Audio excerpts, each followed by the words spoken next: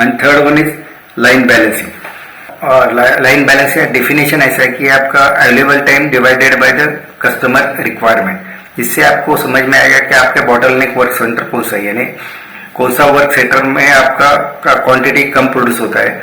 उससे ये समझ में आता है जो वर्क सेंटर में आपका क्वांटिटी कम प्रोड्यूस होता है वहां पर आपका बॉटलनेक है और वहां पर आपका इन्वेंट्री ब्लॉक हो जाएगा।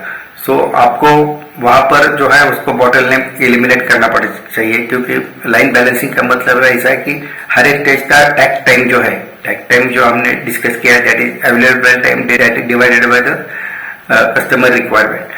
ये जो रेशियो है ये सेम होना चाहिए। अगर ये रेशियो में अगर आपको बॉटलनेकिंग दिखाई देता है तो वो बॉटलनेक आपको डीबॉटलनेक करना पड़ेगा और एलिमिनेट करना पड़ेगा। यानी हर एक स्टेज का अगर टैक टाइम सेम रहेगा तो आपका प्रोडक्शन यूनिफॉर्म हो जाएगा और आपका इन्वेंट्री नहीं जनरेट होगा।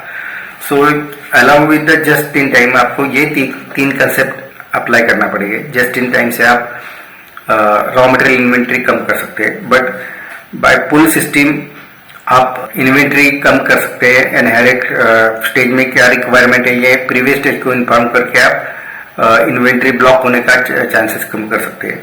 देन जीरो डिफेक्ट से आप डिफेक्ट जनरेशन कम कर सकते हैं। एंड लाइन बैलेंसिंग से आप लाइन बैलेंसिंग करके आप इन्वेंट्री जनरेशन कम कर सकते हैं।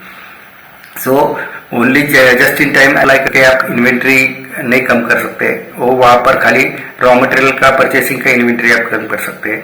बट इन प्रोसेस इन्वेंट्री अगर कम करना रहेगा तो आपको Kanban, than zero defect and line balancing ये अप्लाई करना पड़ेगा।